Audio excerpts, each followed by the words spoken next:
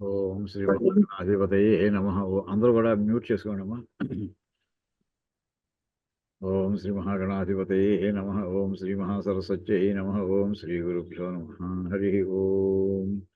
ఓం గణానాం త్వా గణపతిగం హవామహే కవిం కవీనాముపమశ్రవస్తమం జ్యేష్ఠరాజం బ్రహ్మణాం బ్రహ్మణస్పత ఆనశృణ్వన్నోతిభిः శ్రీదసాదనం.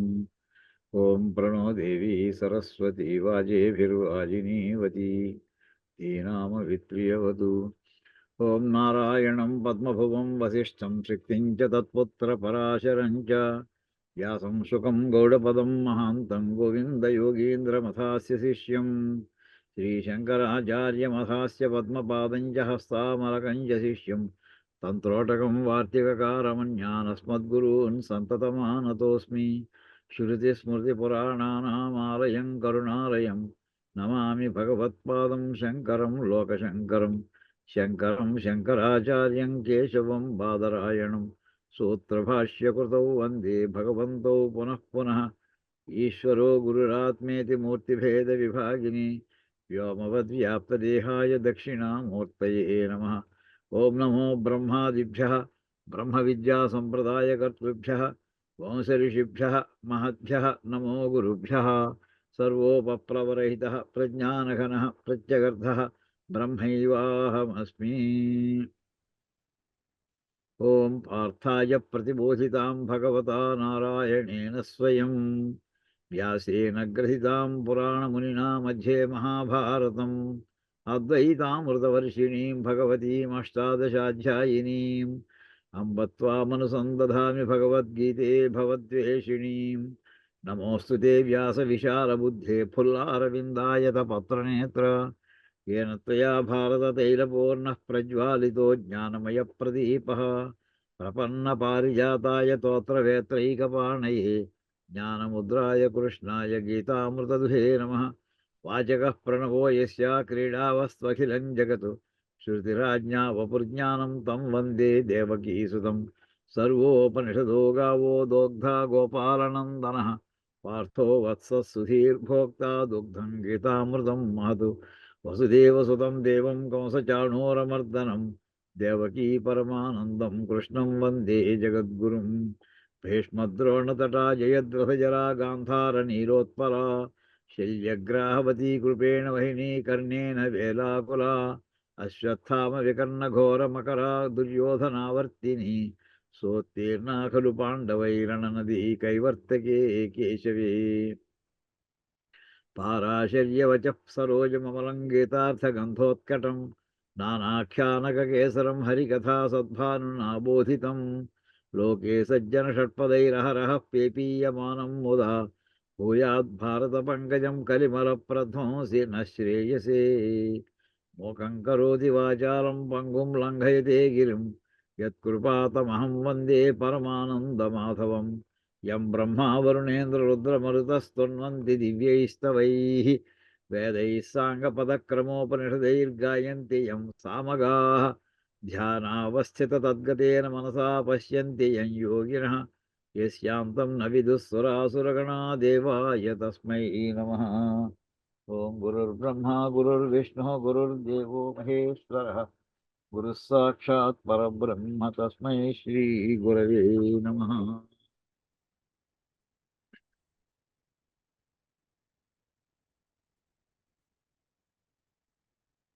మనం భగవద్గీతలో 2వ అధ్యాయంలో 21వ శ్లోకానికి 84వ పేజీ అమ్మా 84 పేజీ నెంబర్.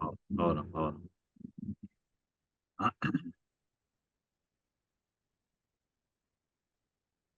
ఇందులో ముందర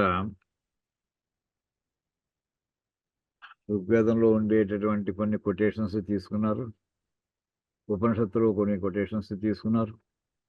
యయేనం వేత్తి హంతారం యశ్చైనం అన్యతే హతం ఉభౌతౌ నవిజానీతః నాయం హంతి నహన్యతే అని ఇక్కడ ఈ శ్లోకం కేంద్రంగా పెట్టుకుని చర్చ జరుగుతోంది. నేను చంపుతున్నాను, వాడి చేత నేను చంపబడుతున్నాను అనేటటువంటి ఈ మాటలు అనేటటువంటి వాళ్ళు ఇద్దరు కూడా దేహాత్మభావంతో ఉన్నారు. వాళ్ళిద్దరు కూడా అజ్ఞానులే. వాళ్ళిద్దరికీ కూడా అసలు విషయం తెలియదు. నాయం హంతి, నిజంగా లోపల ఉండేటటువంటిది ఆత్మ అనేటటువంటిది. అయం నా హంతి, ఈ ఆత్మ అది ఎవరిని, అది నా హంతి, అది ఎవరిని చంపదు. నా హన్యతే, ఎవరి చేత చంపబడదు. ఇది ఇంపార్టెంట్ దీని కాన్సెప్ట్. ఇంకా దీని మీద ఆధారపడి చర్చ జరుగుతోంది. ఇక్కడ ఇందులోంచి తర్వాత శ్లోకంలో కూడా చూసాం మనం.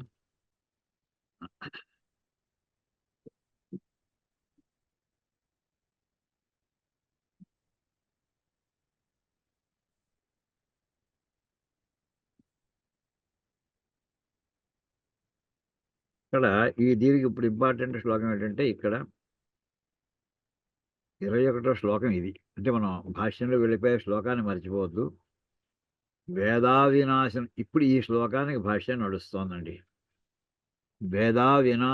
వేదావినాశనం నిత్యం ఏన మజమవ్యయం కథం స పురుష కార్త కం ఘాతయతి హంతికం.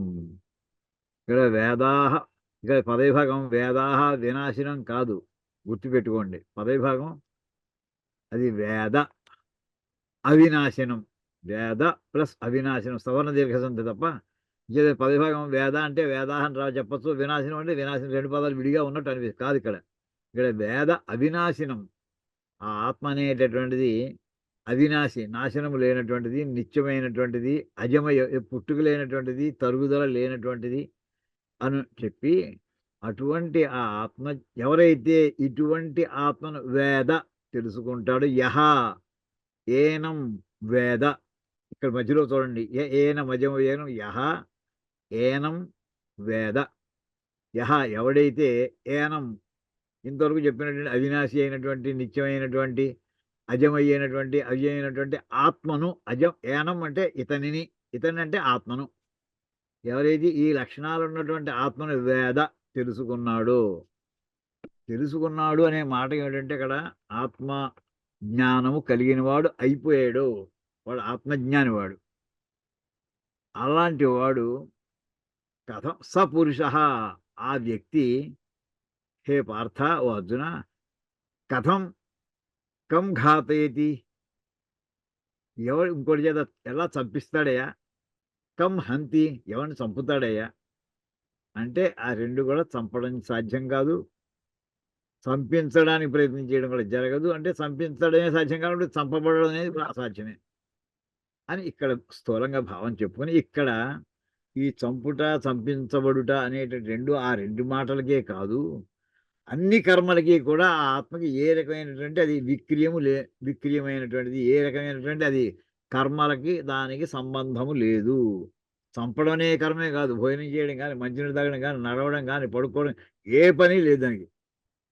ఆత్మ వికారరహితం అనే కారణం ఉంది కనుక ఇవన్నీ కూడా జరుగుతాయా. అలాంటప్పుడు ఆ పని చేస్తున్నాడు, ఈ పని చేస్తున్నాడు అని చెప్పడం ఎలా సాధ్యమవుతుందయ్యా అంటూ అక్కడ చెప్పుకొస్తారు. దీని మీద మనం కొంత భాష్యం అయిందండి. ఇప్పుడు విదుష అంటే విద్వాన్ అంటే థియరిటికల్ నాలెడ్జ్ ఉన్నటువంటి వాడు కాదు, ఆత్మజ్ఞానిని గుర్తుపెట్టుకోండి. మనకి పురుష సూక్తంలో కూడా ఇదే వాక్యం వస్తున్నాయి. విద్వాంస ఆ అమృత ఇహ భవతి అని వాక్యం వస్తుందండి. విద్వాన్ అనే పదమే సరిగ్గా ఇదే పదం భగవద్గీతలో. ఇక్కడ వేదంలో ఉన్నటువంటి పదాన్ని ఇక్కడ మళ్ళీ విద్వాన్ సహా అమృత ఇహ భవతి. ఇహ ఈ లోకంలో ఉండగానే వాడు జీవన్ముక్తుడు అయిపోతాడు, అమృతుడు. వాడికి మరణం లేదు. మరణం అంటే దేహానికి కాదు, ఆత్మకి. వాడికి తెలిసింది అది విద్వాన్, వాడు ఆత్మజ్ఞానం అయ్యాడు. అది మన పురుష సూక్తంలో వచ్చే వాక్యం అండి. అదే మాట విదుష కం కర్మ అసంభవే, విశేషమైనటువంటి కారణం ఏమిటయ్యా అని అంటూ ఇక్కడి నుంచి అతను వ్యవధిస్తే దీని మీద కొంత భాగ్యం అని చెప్పున్నాం. చెప్పాను కదయ్యా నీకు, ఆత్మ అవిక్రియం అని చెప్పాను కదా, అదే సర్వకర్మలకి అసంభవత్వానికి కారణం అని. ఇంకా దాని మీద చిరవలు పర్వాల కింద జరుగుతోంది చర్చ అంతా కూడా. జరిగిన తర్వాత కూడా ఇంకా అంటే పూర్వపక్షి ప్రశ్న వేస్తున్నట్టు, సిద్ధాంతి సమాధానం చెప్తున్నట్టు ఇదంతా అయింది. అయితే ఇక్కడ ఇందులో ఉన్నాం మనం. నన్ను విద్యాపి అవిదుష ఏవ విధీయతే. ఏమయ్యా, ఇక్కడ చెప్పినటువంటి అక్కడ విద్వాన్ అనే మాట లేదా విదుష అనే మాట వాడినా విద్వాన్ అంటే తెలుసున్నటువంటి వాడు. ఇది ఎవడికి చెప్పడానికి వచ్చింది ఈ మాట? తెలుసున్నటువంటి వాడికి చెప్పడానికి వచ్చిందా? తెలియని వాడికి చెప్పడానికి వచ్చిందా? ఆత్మజ్ఞానం పొందిన వాడికి చెప్పినట్టు అవుతుందా? ఆత్మజ్ఞానం పొందని వాడికి చెబుతోందా? అంటే ఇక్కడ ఈ మాట విద్య అంటే అవిద్య అనేది ఎలా వస్తుందో అది చెప్పారు. అది భ్రాంతి మూలకంగా ఏర్పడుతుందయ్యా, నేనే చేస్తున్నాను అనుకుంటూ ఉంటాడు. అలాంటి వాడికి నువ్వు చేయట్లేదురా, నువ్వంటే నీ దేహం కాదురా, ఆత్మ చేస్తుంది అని పైన ఒక ఆర్గ్యుమెంట్ చేశారు. అది అతనికే కాదు, అవిద్య అని చెప్పుకొచ్చారు అక్కడ. ఇప్పుడు విద్య అనే పదాన్ని పట్టుకుని దాని మీద చర్చ ప్రారంభించారండి. ఎంచేతంటే ఇక్కడ విద్యాపి అవిదుషః ఏవ విధీయతే. అవిదుషః అజ్ఞానికి, విద్య కూడా అతనికే చెప్పడం జరిగింది కదా. అయితే అది బానే ఉంది. అజ్ఞానికి విద్య నేర్పారంటే బానే ఉంది. కానీ విదిత విద్యస్య పిష్టపేషణవతు విద్యా విధాన ఆనర్థక్యాత్. విధాన ఆనర్థక్యాత్ అలా మళ్ళీ పదవిభాగం అక్కడ నర్థ కాదు, ఆనర్థం అంటే అనర్థం యొక్క భావము ఆనర్థక్యము. విదిత విద్యస్య అంటే విద్య వచ్చినటువంటి వాడికి, అంటే ఆత్మజ్ఞానం కలిగినటువంటి వాడికి మళ్ళీ పాఠం చెప్తాం అనుకోండి. అది ఎలా అంటే బియ్యాన్ని నూకలుగా చేసి నూకల్ని తిరగలో వేసి పిండి కింద చేశారనుకోండి. ఆ పిండిని మళ్ళీ ఇంకా పిండి చేస్తావా నువ్వు? పిష్ట పేషణ అవుతుంది. పిండి అయిపోయి ఉంది ఇది. పిండి అయిపోయిందని మళ్ళీ పిండి చేస్తానంటే ఏమిటి అర్థం ఉందా? పిండి కానటువంటి దాన్ని పిండిగా చేయడం అర్థం ఉంది. కానీ ఇక్కడ పిష్ట పేషణ అవుతూ పిండి అయిపోయినటువంటి దాన్ని పేషణం అంటే ఇంకా దాన్ని తిరగలో వేసి నూనెలో చేసినట్టుగా అది విద్యా విధాన ఆనర్థక్యాత్. ఎవరికి? ఆ విద్య వచ్చేసినటువంటి వాడికి చెప్పడం అనేటటువంటి అనర్థము. అనర్థం అంటే ఏదో కీడు కాదండి, అర్థరహితము. అనర్థం అనే మాటకి అర్థం ఏంటంటే అర్థరహితము అని గుర్తుపెట్టుకోండి. అనర్థం నా అర్థ అంటే అనర్థ. అనర్థం అంటే మనం మామూలుగా ఏదో కీడు అనుకుంటా, కాదు, అర్థరహితం. ఏం చేద్దంటే తత్ర అవిదుషః కర్మాణి విధీయంతే న విదుషః ఇది విశేషః న ఉపపద్యతే. ఎంచేతంటే ఇది ఎవరికి చెప్పారంటే వాక్యం బాగుంటుందంటే అజ్ఞానికి చెప్పారంటే బాగుంటుందయ్యా. అవిదుషః కర్మాణి విధీయంతే. ఆ జ్ఞానం ఇంకా ఆత్మజ్ఞానం కలిగినటువంటి వాడి కర్మల్ని విధించారు. నా విదుషః కానీ విద్వాంసులు కాదు అని కానీ అలా నా విదుషః ఇది విశేషః నోపపద్యతే. కానీ విద్వాంసులు అయిపోయినటువంటి వాడికి చెప్పడం అనేది అసంభవం, అది సాధ్యం కాదు అది అని పూర్వపక్షి అంటే, కాదయ్యా ఇద్దరికీ చెప్పినట్టే అంటూ అక్కడ తేడాలు ఉన్నాయని చెప్పుకొచ్చారండి. నా ఈ మాట ఇక్కడ మరి దీంతో చెప్పింది పూర్వపక్షిగా నన్ను అని ప్రారంభించి ఒక క్వశ్చన్ వేస్తున్నట్టు. నా అంటే ఇక్కడ సిద్ధాంతి గారు మళ్ళీ మాట్లాడుతున్నాడండి. నా అంటే నువ్వు చెప్పింది కరెక్ట్ కాదయ్యా. అంటే చెప్పిన వాక్యం అజ్ఞానుడికే తప్ప జ్ఞానులకు వర్తించదు అని నువ్వు ఏ మాట అన్నావో ఆ మాట కాదయ్యా. అంటే ఆత్మజ్ఞానులు కూడా ఇందులో వర్తించేది ఉంది. ఎలాగా? ఏమిటి తేడా? ఎందుకు అలా రెండిటికి వస్తుందంటే తేడా ఎక్కడుంది? ఇందాక పిండి అయిపోయిందని మళ్ళీ పిండి చేస్తానంటే అర్థమైతే ఎలాగో అలాంటిదే అంటే అలా కాదయ్యా. అనుష్ఠేయస్య భావ అభావ విశేష ఉపపత్తే. భావాభావం అంటే భావ అభావ విశేష ఉపపత్తే.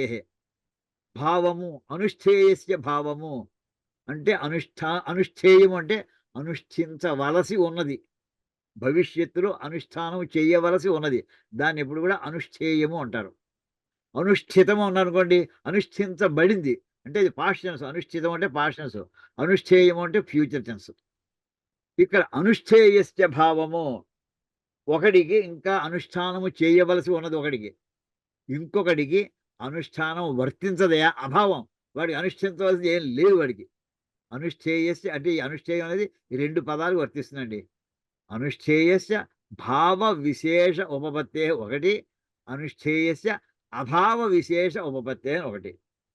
ఈ భావం అంటే ఉండుట, అనుష్ఠించవలసి ఉన్నది ఎవరికది? అది అజ్ఞానులకి. మనమంతా ఆ కేటగిరీలో వాళ్ళం. గుళ్ళోకి వెళ్ళాలి, కార్తీక సోమవారాలు ఉపవాసాలు ఉండాలి, ఇంకో పౌర్ణమి నాడు ఉపవాసాలు ఉండాలి, ఉండగలిగితేను, ఉండలేకపోతే భోజనం చేసేసేయండి. ఇలాంటివన్నీ కూడా ఏదో అనుష్ఠానం చేయవలసినటువంటివి. కార్తీక సోమవారం అభిషేకాలు చేసుకోండి, ఏదో జపం చేసుకోండి, ఇలా ఇవన్నీ అనుష్ఠానం చేయవలసి ఉన్నవి. కానీ రెండో వాక్యం ఏంటంటే అనుష్ఠేయస్య అభావ విశేషము. అతను ఏ అనుష్ఠానం లేదయ్యా అతనికి అని రెండిట్లో తేడా ఉందయ్యా. ఇద్దరికిలోను కూడా తేడా ఉంది. అజ్ఞానికి ఆత్మజ్ఞానికి ఉన్నటువంటి తేడా ఏమిటంటే అజ్ఞానికి ఇంకా చేయవలసింది ఇంకా ఉంది, ఆత్మజ్ఞానికి చేయవలసింది ఏమీ లేదు అని ఇక్కడి తేడా గుర్తుపెట్టుకోవడం చక్కటి పదప్రయోగం చేశారండి. ఇక్కడ అదే మాటని అగ్నిహోత్రాది విధ్యర్థ జ్ఞానోత్తర కాలం అగ్నిహోత్రాది కర్మ అనేక సాధన ఉపసంహార పూర్వకం అనుష్ఠేయం కర్తా అహం మమ కర్తవ్యం ఇత్యేవం ప్రకార విజ్ఞానవతః అవిదుషః యథా అనుష్ఠేయం భవతి నతు తథా అని అంతవరకు పెట్టుకోండి. తర్వాత రెండో భాగం ఏంటి అభావం నతు తథా నజాయతే ఇత్యాది ఆత్మస్వరూప విధ్యర్థ జ్ఞానోత్తర కాలభావి కించిత్ అనుష్ఠేయం భవతి. నాహం కర్త నాహం భోక్త ఇత్యాది ఆత్మైకత్వ అకర్తృత్వాది విషయ జ్ఞానాత్ అన్యత్ న ఉత్పద్యత ఇది ఏషః విశేషః ఉపపద్యతే. ఎంత ఒక్క వాక్యం అండి ఇది, ఎంత కలిపి ఒక్క వాక్యం. జాగ్రత్త, ఈ సంధులు సమాసాలు బాగా వాడేశారు ఆయన. జాగ్రత్తగా పదవిభాగం జాగ్రత్తగా చూసుకుంటూ ఉండండి. ఇక్కడ ఏమిటి చెప్తున్నారంటే వేదం చదువుకున్నాడండి కుర్రాడు, ఏమండి శ్రౌతం కూడా నేర్చుకున్నాడు. వేదం ఒక్కటే చదువుకున్నాడు. వేదం చదువుకుని అప్పుడు కుర్రాడు 18 ఏళ్ళు 20 ఏళ్ళు వచ్చాయి అనుకుందామండి. తర్వాత ఏం చేయాలి అతను? వివాహం చేసుకున్నాక ఇంకా అగ్నిహోత్రాది కర్మల్ని ప్రారంభించాలి. అది ఎలా తెలుస్తున్నది? మరి గురుగారి దగ్గర వెళ్ళి అయ్యా ఈ శ్రౌతకాండ కూడా నేర్పండి అని అడిగి నేర్చుకుంటాడు. అది కూడా నేర్చుకున్నాడండి. నేర్చుకున్నాక ఏం చేయాలి? నేర్చేసుకుంటే అయిపోతుందా? నేర్చుకున్నాక ఆచరించాలి. అగ్నిహోత్రాలు ప్రారంభించాలి, ఆధానం చేయాలి, అగ్ని ఆధానం చేసి త్రేతాగులను సంపాదించుకోవాలి, అవకాశాన్ని బట్టి యజ్ఞాలు చేయాలి, ఎంతవరకు వీలైతే అంతవరకు చేసుకుంటూ వెళ్ళాలి. ఇక్కడ ఆ మాట చెప్తున్నాను. వేదాధ్యయనం అయిపోయిన తర్వాత అగ్నిహోత్రాది విధ్యర్థ విధి అగ్నిహోత్రాది పదవిభాగం చేసుకోండి సంధిలు. అగ్నిహోత్రాది విధి అర్థజ్ఞాన ఉత్తర కాలం. అగ్నిహోత్రం అంటే యజ్ఞాలు, యజ్ఞాలు ఆది అన్నారు కదా. అగ్నిహోత్రం సంపాదించుకొనుట, యజ్ఞం చేయుట, ఇవన్నీ ఎలా చేయాలో మొదట తెలుసుకోవాలి. ఏమీ తెలియనటువంటి వాడు వచ్చి సంకల్పం చేసి ఏమన్నా నా యజ్ఞం చేయించడానికి కాదు. వీడు చేయించేటటువంటి వాడు కాదు, చేసేటటువంటి వాడికి ఏం కావాలి? వాడే సొంతంగా చేసుకుంటామంటే వేదాధ్యయనం చేస్తున్నాడు, ఇంకా అగ్నిహోత్రాలు నేర్చుకోలేదు, ఇప్పుడు నేర్చుకుంటాడండి. ఎందుకు నేర్చుకుంటాడు? ఆ నేర్చుకుంటే పదం ఎక్స్ప్లెయిన్ చేస్తున్నాడు. అగ్నిహోత్రాది విధి చేయవలసినటువంటి అగ్నిహోత్రము మొదలైనటువంటి కర్మలు ఏవైతే ఉన్నాయో వాటి యొక్క అర్థజ్ఞానము అంటే ఎలా చేయాలి, ఆచమనం ఎప్పుడు చేయాలి, అగ్నిహోత్రం ఎప్పుడు ప్రారంభించాలి, అరణ్యం ఎప్పుడు ప్రారంభించాలి, చేసేప్పుడు ఏం చేయాలి, అగ్నిహోత్రాన్ని ఆటోమేటిక్గా సృష్టి ఎలా చేయించాలి, ఈ విధి విధానాలు అంటేనే విధానం అనేది అర్థజ్ఞానం. అర్థజ్ఞానం అంటే ఆ వస్తువు యజ్ఞం చేయడంలో వచ్చేటటువంటి వస్తువులన్నీ కూడా ఎలాగ చెయ్యాలి అంటే ప్రాసెసింగ్ అనమాట.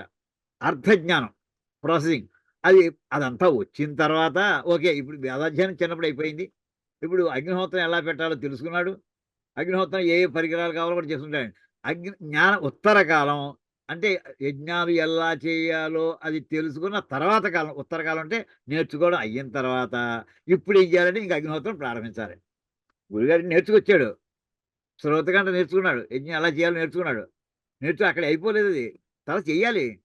అగ్నిహోత్రాది కర్మ అనుష్ఠేయం. ఇక్కడ చూడండి, అగ్నిహోత్రము మొదలైనటువంటి కర్మ అనుష్ఠేయము, అనుష్ఠానము చేయవలసి ఉన్నది. అది ఎటువంటిది? అగ్నిహోత్రాది కర్మ ఈజీగా అక్కడ ఇంటికి వచ్చి మొన్నడు అరగంటలో ప్రారంభించేసింది కాదు. దానికి అనేక సాధన ఉపసంహార పూర్వకం చాలా వస్తువులు మెటీరియల్స్ అన్నీ కూడా ఎక్వైర్ చేసి పెట్టుకోవాలి. అగ్నిహోత్రం కావాలంటే, యజ్ఞం కావాలని చేద్దామంటే ముందర సమితులు ఉన్నాయా? సమితులు వర్షాకాలంలో బయలుదేరుతా అంటే కుదరదు, ఎండు పూలలు కావాలి. అంటే వాటిని ఎండబెట్టుకొని ఉండాలి, పూర్వమే ఏర్పాటు చేసుకోవాలి. ఇప్పుడు చదువుకొచ్చాడు, వర్షాకాలం ప్రారంభమైంది, ఆ వర్షాలు తగ్గిదా ఆగాలి. ఆగిన తర్వాత మళ్ళీ సమితులు సంపాదించుకోవాలి. అవి తడిగా ఉంటే పొగ వస్తుంది తప్ప మంట రాదు. అంచేది ఆది దాకా ఉండాలి. సరిపోదు, వచ్చినటువంటి ఋత్వికులు చేయించని ఇతను ఒక్కడు చేసుకోలేడు. ఒక యజ్ఞానికి 17 మంది సహాయం కావాలి. ఒకసారి ఎక్కువ మంది ఉంటారు, కొన్నిసారి తక్కువ ఉండొచ్చు. వాళ్ళందరికీ దక్షిణలు ఇవ్వాలి. ఆ దక్షిణ ద్రవ్యాన్ని ముందర సిద్ధం చేసుకోవాలి. వీడు డబ్బున్నటువంటి వాడు కాకపోవచ్చు. అప్పుడు ఎవరైతే దాతలు ఎవరైనా ఉంటే వాళ్ళని వెళ్ళి ఆశ్రయించాలి. వెళ్ళి వెంటనే ఇచ్చేస్తారని గ్యారంటీ ఏం లేదు ఎవరు కూడాను. ఓ ఊళ్ళో ఇచ్చేస్తారని లేదు. ఎక్కడెక్కడ దాతలు ఉన్నారో వాళ్ళందరికీ వీడి మీద నమ్మకం కలగాలి. ఎవరు చేస్తున్నారు? ఎవరబ్బాయి? ఎవరు చదువుకున్నావు? ఏం చదువుకున్నావు? వాళ్ళేమన్నా ప్రశ్నిస్తే సమాధానం చెప్పేట్లా ఉండాలి. ఈ ప్రాసెస్ అంతా వీటన్నిటిని సాధనాలంటారు. ఒక సాధనం కాదు. అనేక సాధన ఉపసంహారం అంటే అన్ని రకాల ప్రయత్నాలు చేయడం అంటాం దాన్నే మనం. అనేక సాధన ఉపసంహారపూర్వకం అన్ని ప్రయత్నాలు చేసుకున్నాక అంటే ద్రవ్యము, తర్వాత మెటీరియల్సు, ఇంకా చేసే ఇంట్లో వాళ్ళది కూడా నెలలో ఉంటారా? వాళ్ళు బయట ఉంటారా? ఇవన్నీ లెక్కలు చూసుకోవడం. బంధువులు పిలిచేదంటే బంధువులు పిలుచుకోవడం. ఈవేళ యజ్ఞాలు చేస్తామంటే అడ్డం పెట్టేటటువంటి డిపార్ట్మెంట్ వాళ్ళు తెలుసుకు ముందర పర్మిషన్ తీసుకోవడం.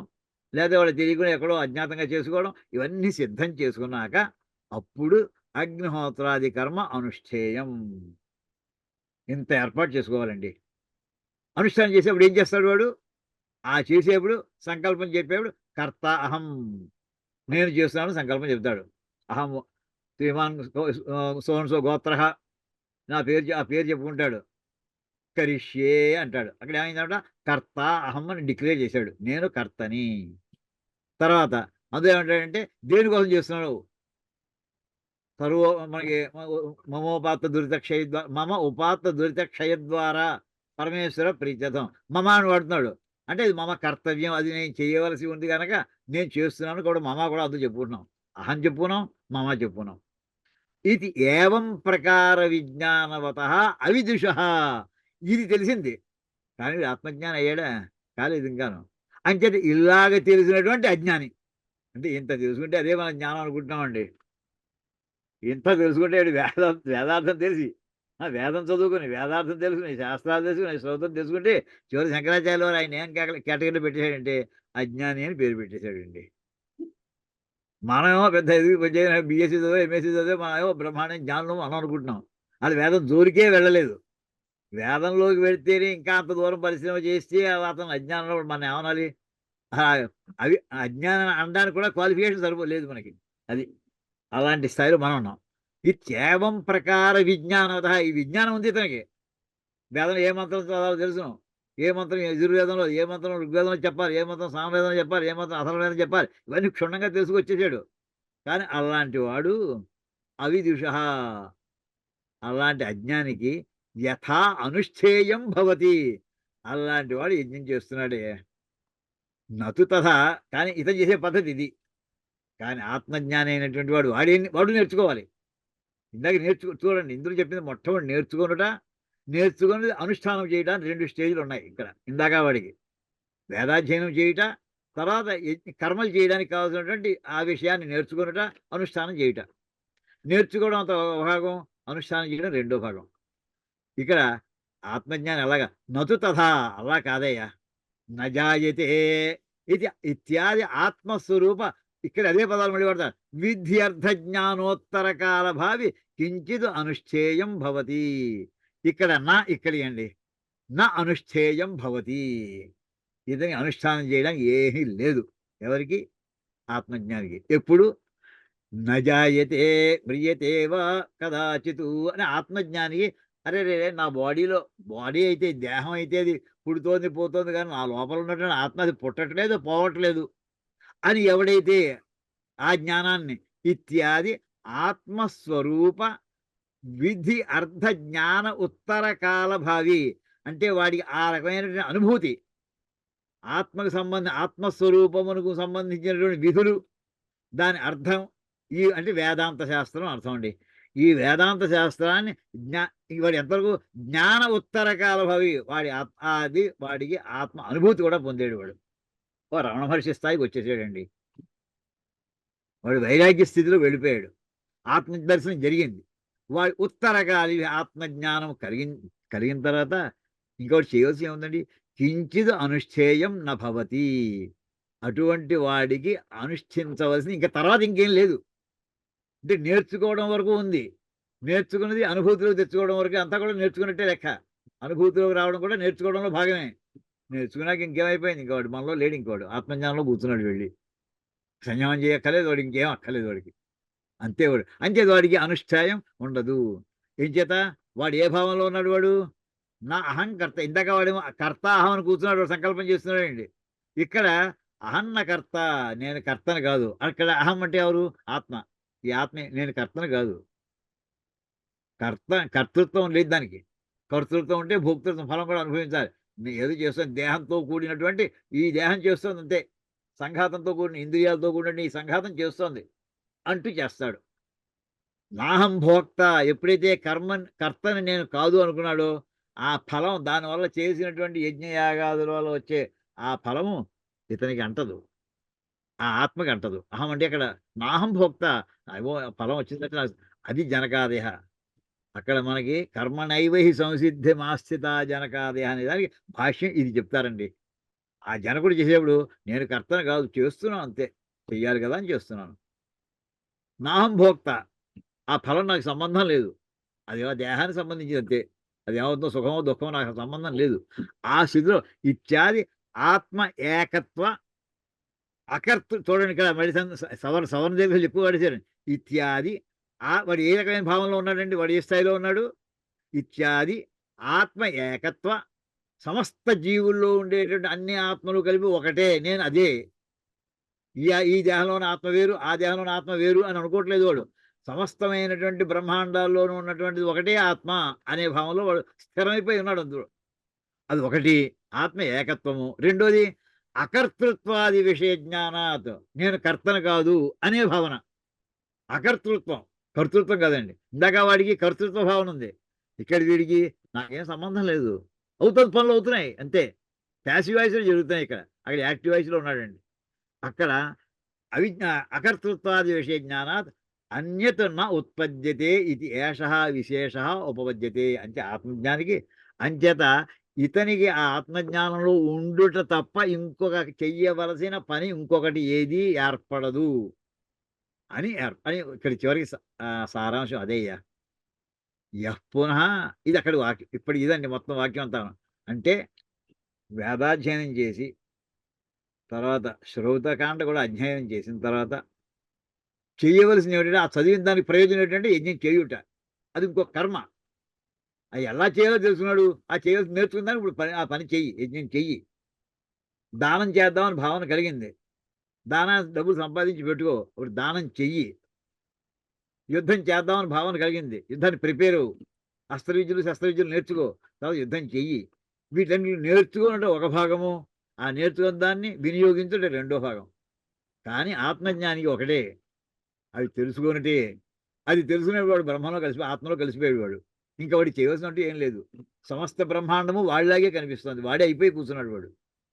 భిన్నమైన ధ్యానం ఉంటే చేయడం చేయకపోవడం అది భిన్నత్వమే లేదు వాడికి. అందులో వాడికి అకర్తృత్వం, నేను చేస్తున్నాను భావన అసలు వాడికి లేనే లేదు అసలు అని చెప్పుకొచ్చి ఇక్కడ పునః అయితే ఎవరైతే కర్తాహం ఇది వేత్తి ఆత్మానం, ఎవడైతే నేను కర్తను అని అనుకుంటున్నాడో, అంటే దీన్ని ఆత్మానం వేత్తి, ఆత్మను అంటే తనను కర్తని భావిస్తున్నాడో, తస్య ఎవడైతే నేను కర్తను అనుకుంటే వాడు దేహాత్మ భావంలో ఉన్నాడు. దేహము ఆత్మ ఒకటే అనే భావంలో ఉన్నాడు. దేహం చేస్తోంది కానీ ఆత్మే చేస్తోంది అనే భావంలో ఉన్నాడంటే, నేనే చేస్తున్నాను అంటే వాడు దేహాత్మ భావం. దేహమే నేను, ఆత్మే దేహం అనే భావంలో ఉన్నాడు వాడు. వాడికి నేను చేస్తున్నాను అనుకున్నాడు, మమ ఇదం కర్తవ్యం ఇది అవశ్యం భావిని బుద్ధి స్యాత్. నేను చేస్తున్నానంటే ఇది నేను చేయవలసిన పనిది, జరిగి తీరవలసిన పని. అవశ్యం భావిని, తప్పక జరగవలసింది అని వాడి మనసులో ఖచ్చితంగా అంటారు సార్. ఆ మాటకి అర్థం ఏంటంటే సంస్కృతంలో అవశ్యం భావిని, ఖచ్చితంగా, అవశ్యం, తప్పకుండా ఆ వాడికి ఆ రకమైన బుద్ధి పుట్టి తీరుతుంది. ఏమని, ఇది నా కర్తవ్యంగా నేను చేస్తున్నానయ్యా, సరదాగా చేయట్లేదు. వేదం చెప్పింది నేను చేస్తున్నాను, యజ్ఞం చేయమని చెప్పింది నేను చేస్తున్నాను, అది నా కర్తవ్యం అని అంటాడు వాడు. తదపేక్షయ, అందుకోసం వాడు ఏం చేస్తాడని ఇందాక చెప్పిన దాన్ని వాడు వివరిస్తున్నాడు. తదపేక్షయ అంచేత సహా అధిక్రియతే ఇది తం ప్రతి కర్మాణి. అందుచేత సచ అవిద్వాన్ సహా అధిక్రియతే, అంచేత వాడు నాకు అధికారం ఉన్నది. అధికారం అంటే చేయుడు ఎలిజిబిలిటీ అని అర్థం. అధికారం అంటే పవర్ ఉందని కాదండి, ఎలిజిబిలిటీ ఉన్నది. సహా తదపేక్షయ అంటే నేను కర్మ చేయుట నాకు కర్తవ్యము అని వాడికి ఆ భావన కలిగింది కనుక సహా అధిక్రియతే వాడు ఆ పనులు నిమగ్నం అవుతాడు వాడు. ఇది తం ప్రతి కర్మాణి అని చెప్పి పనులన్నిటితోటి వాడు సంబంధం పెట్టుకుంటాడు. వాడు ఎటువంటి వాడయ్యా ఇంత సిద్ధపడి చేసిన సచ అవిద్వాన్, వాడు అవిద్వాంసుడే. ఇందాక చదువుకుని చేద్దాం అనుకున్నవాడు ఇప్పుడు సచ, వాడు కూడా. అంటే ఇందాక ఈ కర్మలన్నింటిలో కూడా ఎవడైతే నిమగ్నం అయిపోయినాడో వాడు కూడా. అంటే ఇందాక చూడండి, అంటే ఇక చ అనే పదం వాడారు ఎందుకు? అండ్ అంటే మరియు. అంటే ఇందాక నేను చంపుతున్నాను అని ఒక పని చేస్తున్నాను అనుకోండి, నేను యజ్ఞం చేస్తున్నాను అని అనుకోవడం. వీడి చేత నేను చంపబడుతున్నాను, అది రెండో కేటగిరీ. అంటే వాడు మరియు వీడు అని అన్నట్టుగా ఇక్కడ కూడా సచ అవిద్వాన్ అంచేత ఇక్కడ పనులన్నీ కూడా నా చేత జరుగుతున్నాయి అనే భావంతో ఎవడైతే సచ అవిద్వాన్, రెండో కేటగిరీ వాడు కూడా అవిద్వాంసుడే. చేస్తున్నానేవాడే కాదు, నా వల్ల ఈ పని జరుగుతోంది అనే భావంతో ఉన్నవాడు కూడా ప్రతివాడు అజ్ఞాని. అంచేత ఏమన్నారంటే ఉభౌ, ఇందాక చెప్పిన శ్లోకంలో వెనకాల శ్లోకం అందుకోసం చదివండి. ఉభౌతౌ న విజానీత, తౌ ఆ ఇద్దరు ఉభౌ తౌ ఆ ఇద్దరు కూడా న విజానీత, వాళ్ళిద్దరు కూడా జ్ఞానం వాళ్ళు సంపాదించలేదయ్యా, అజ్ఞానంలో ఉన్నారయ్యా. ఇది వచనాత్ విశేషితస్య చ విదుష కర్మ. ఇది ఎవరికి? ఇది అజ్ఞానులకు సంబంధించిన వాక్యం అక్కడ 19వ శ్లోకంలో చెప్పాడు. ఇప్పుడు ఆత్మజ్ఞానికి సంబంధించిన వాక్యం ఎక్కడ చెప్పాడయా? 21వ శ్లోకంలో చెప్పాడయా, చూసుకో. విశేషితస్య చ విదుష, అక్కడేమో అజ్ఞానులు అన్నారు, అవిదుషులు. వీడు విశేషితస్య విదుష, విదుష అంటే ఆత్మజ్ఞానికులని. విశేషితస్య కర్మ ఆక్షేప, వీడి కర్మ ఎక్కడయ్యా? వీడి చంపడం ఎక్కడ? వీడి చేత వాడు చావడం ఎక్కడ అని ఆ మాట ఎక్కడైతే ఉందో, అంటే కర్మ ఆక్షేప, కర్మే లేదే, కర్మనే హేళన చేయడం ఎవరికిది? ఆత్మజ్ఞానికి. అంచేత కథం స పురుష, వాడు చంపడం ఏంటయ్యా? వాడు చెప్పాడు నమ్ముతామా? కథం స పురుష అంటే అంటే క్వశ్చన్లో ఆన్సర్ కూడా పెట్టడం. అంటే ఆ పురుషుడు ఆత్మజ్ఞాని అయినటువంటి వాడు నా హంతి నా హన్యతే, లేదా ఇంకోటి ఎవరు ప్రేరేపించడు కూడా. ఇది తస్మాత్ అంటే ఇందాక మొట్టమొదట ఏమయ్యా విశేష వచనం ఏమైనా ఉందా అని మొట్టమొదటి ప్రారంభించాడండి. అదేనయ్యా చెప్పాను కదా, అవిక్రియత్వం అని చెప్పాను కదయ్యా నీకు. ఆత్మ అవిక్రియం చెప్పాను కదా, ఆత్మకి మార్పు లేవని చెప్పాను కదా, అదేనయ్యా. అలా ఎలా కుదురుతున్నాయి? అజ్ఞానికి వేరు జ్ఞానికి వేరుని వాళ్ళు పూర్వపక్షి చేసినటువంటి వాదనంతకి కొట్టేసి చివరికి విశేష అవిక్రియాత్మదర్శన, ఏ రకమైనటువంటి మార్పులు లేనటువంటి ఆత్మదర్శనం చేసినటువంటి విదుష, విద్వాంసుడికి. లేక ముముక్షోశ్చ, మోక్షాన్ని పొందాలని కోరిక కలిగినటువంటి వాడు. ఎటువంటి వాడు? ఆత్మదర్శి అయినటువంటి మోక్షకామి.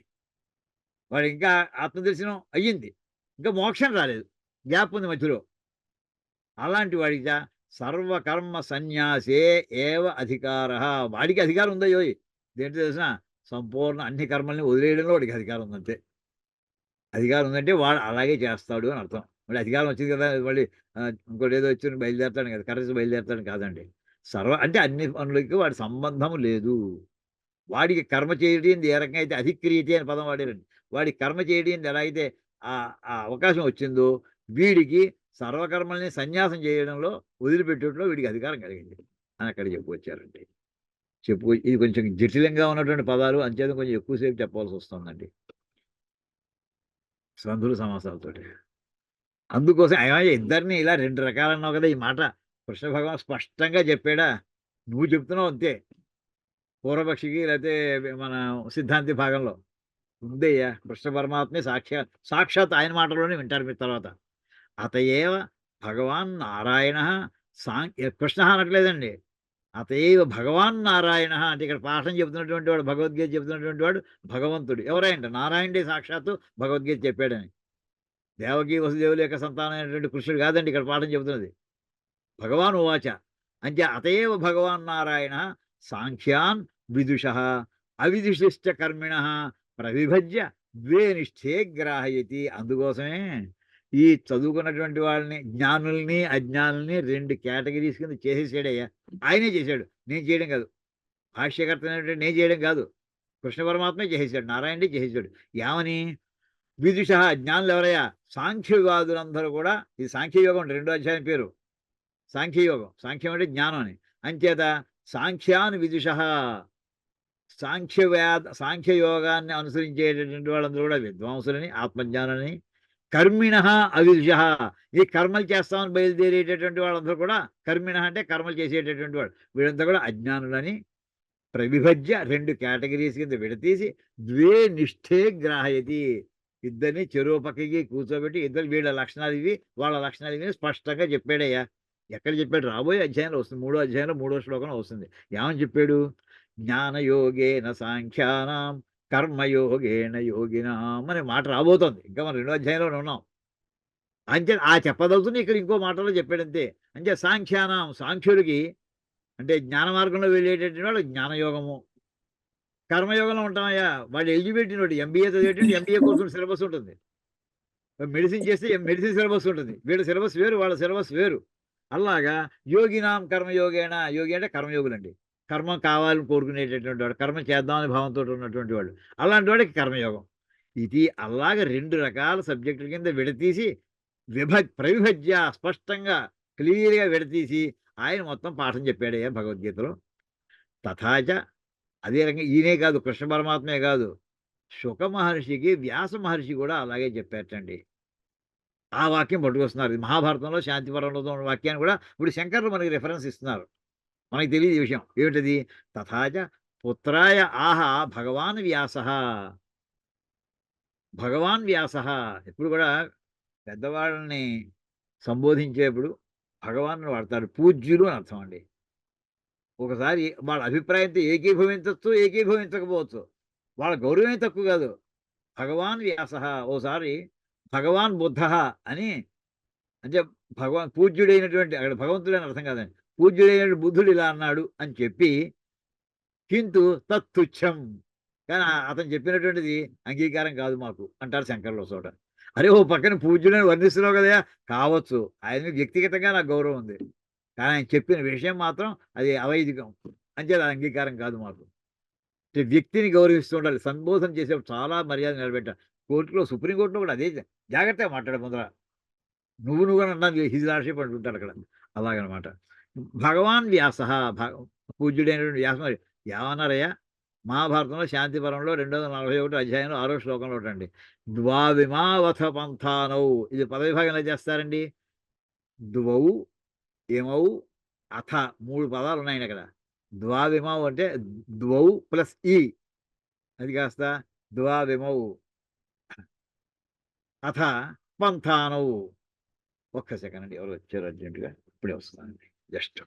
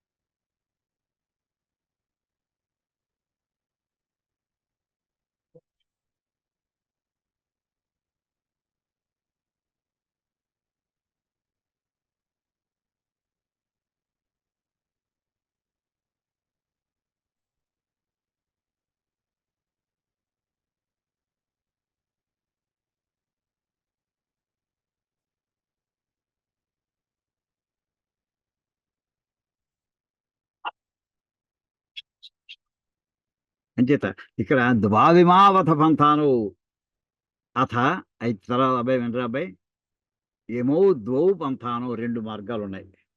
ఇత్యాది ఏమిటో మార్గాలు? తథాచ క్రియాపథశ్చైవ పురస్తాద్ పశ్చాత్ సన్యాసశ్చ. మొదటి మార్గం ఏంటంటే క్రియాపథం, అంటే కర్మ మార్గం.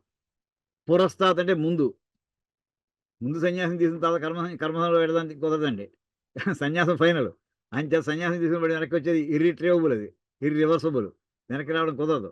అయితే క్రియాపథశ్చే పురస్తాద్ ముందుగా క్రియాపథం కర్మ మార్గం, పశ్చాత్ తర్వాత సన్యాసశ్చ అంటే మనకి ఇందులో వస్తుందన్నమాట.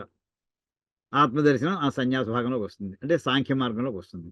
ఇది ఏతమేవ విభాగం పునః పునః దర్శేతి భగవాన్. ఈ విషయాన్ని మళ్ళీ మళ్ళీ మళ్ళీ మళ్ళీ భగవంతుడు కృష్ణ పరమాత్మ చెబుతూనే ఉంటాడు. అది పునః పునః దర్శేతి భగవాన్. అతత్వవిత్ అహంకార విమూఢాత్మ కర్తాహమితి మన్యతే. నేను కర్తని అని ఎవరు అనుకుంటాడంటే అతత్వవిత్. తత్వవిత్ అంటే తత్వము తెలిసినవాడు, అంటే ఆత్మజ్ఞానం పొందినటువంటి వాడు. ఆ తత్వవిత్ అంటే నైతత్పురుష, అంటే ఆ ఆత్మజ్ఞానం పొందనటువంటి వాడు. ఇంకా ఏంటి? అహంకారము అంటే అహం కర్త, మమ కర్తవ్యం. అహం మమకారము అహంకారము రెండితో ఉన్నటువంటి అహంకారములతో విమూఢాత్మ, అందులో ఉన్నటువంటి ఆ భ్రాంతిలో ఉన్నటువంటి వాడు కర్త అహం ఇది మన్యతే, నేను కర్తను అని భావిస్తూ ఉంటాడు. ఇదంతా ఎవరి భాగానికి? ఇది క్రియాపథంలో వెళ్ళేవాడికి. రెండోది తత్వవిత్తు, ఆత్మజ్ఞానం పొందినటువంటి వాడు నాహంకర్త, అక్కడ వాక్యం అది. నా అహంకరోమి, నేనేం చేయట్లేదు, అంటే ఆత్మ అవిక్రీయమైనది కనుక. ఇది తథాచ అంచేత సర్వకర్మాణి మనసా సన్యాస్. చూడండి ఇక్కడ ఒక మాట ఎందుకు వాడతారంటే ఇంకా చర్చ ఇంకా నడిపించాలి ఉంది ఆయనకి. అలాంటి ఉదాహరణ వాక్యం పట్టుకొస్తారు అని చెప్పి ఇది తథ అలాగే ఇది తథాచ సర్వకర్మాణి మనసా సన్యస్యాస్తే చాలాసార్లు మళ్ళీ మళ్ళీ చెప్పాడన్నారు కదండి. ఇందాక 3వ అధ్యాయంలో భగవద్గీతలోనే 3వ అధ్యాయంలో 27వ శ్లోకం, మళ్ళీ 5వ అధ్యాయంలో 13వ శ్లోకం ఇత్యాది చాలా చోట్ల చెప్పాడయ్యా. పునఃపునః పునఃపునః అన్నారు కదా. అంచేది ఇక్కడ సర్వకర్మాణి మనసా సన్యస్యాస్తే, అన్ని కర్మల్ని మనస్సుతోటి సన్యసించి ఉంటాడయ్యేవాడు అని అన్నారండి. అని చెప్పి ఇది దేనికి చెప్పినట్టుగా కనిపిస్తుంది? ఇందాక దాన్ని ఉదాహరణ వాక్యంగా కనిపిస్తోంది మనకి. కాదండి, అది ఉదాహరణ వాక్యం అవుతుండగా ఇంకా చర్చలో ఇంకా లోతుకు తీసుకెళ్ళడానికి ఆ పదం, ఆ ఎగ్జాంపుల్ తీసుకున్నారండి ఆయన. ఇక్కడ ఏమయ్యా సర్వకర్మాణి మనసా సన్యస్త, ఇప్పుడు అసలు విషయం వదిలేసాడండి పూర్వపక్షి. ఇప్పుడు ఈ వాక్యాన్ని పట్టుకుంటాడు. ఈ వాక్యాన్ని పట్టుకుని దీని మీద ఇంకా చర్చ నడిపిస్తారు. చూడండి, సర్వకర్మాణి మనసా రాసుకోండి వస్తే. ఇందులో ఎన్ని పదాలు ఉన్నాయా? ప్రతి పదం పదం వెనకాల దాన్ని చితకుండా వదిలిపెట్టేస్తారండి. సర్వకర్మాణి మనస సన్యస్య ఆస్తే. సర్వకర్మలు అనే పదం ఒకటి, మనస అని ఒకటి, సన్యస్య ఒకటి, ఆస్తే ఒకటండి. ఏమంటే ఇక్కడ ఈ పదం ఎలా కుదురుతున్నాయా, ఆ పదం ఎలా కుదురుతున్నాయా, అన్వయం ఎలా కుదురుతున్నాయా, అన్ని రకాల విశ్లేషణ చేస్తారండి. ఇప్పుడు చూద్దాం తర్వాత దానికి. తత్ర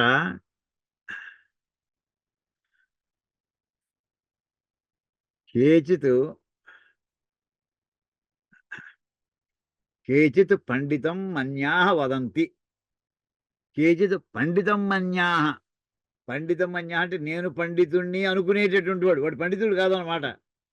కానీ పండితుడు కానటువంటి వాడు నేను పండితుడిని అనుకుంటున్నాడు వాడు.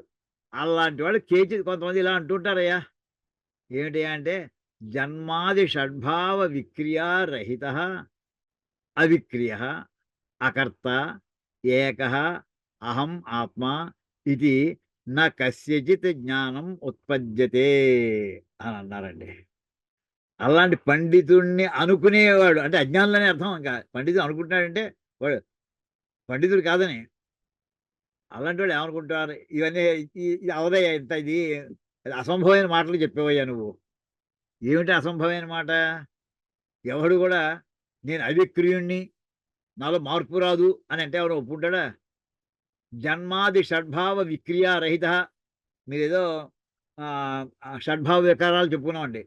ఈ షడ్భావ వికారాలు వర్తించవయ్యా మనకి అసలు. ఎవడికి వర్తించవు. నాకు కస్యచిత్, ఎవడికి ఇలాంటి జ్ఞానం కలగదు అని ఖచ్చితంగా డిక్లేర్ చేస్తున్నాడండి వాడు. జన్మాది అంటే చెప్పుకున్నాండి, జాయతే అస్థి, 6 రకాల లక్షణాలు చెప్పుకున్నామండి అక్కడ. 6 రకాల లక్షణాలు జన్మాది షడ్భావ విక్రియ రహిత. 6 రకములైన జన్మము, ఉండుట, పరిణామము, ఇవన్నీ ఉన్నాయి కదండి. ఈ 6 రకాలు చెప్పుకున్నాం. వర్ధతే, తర్వాత అపక్షీయతి, వినశ్యతి.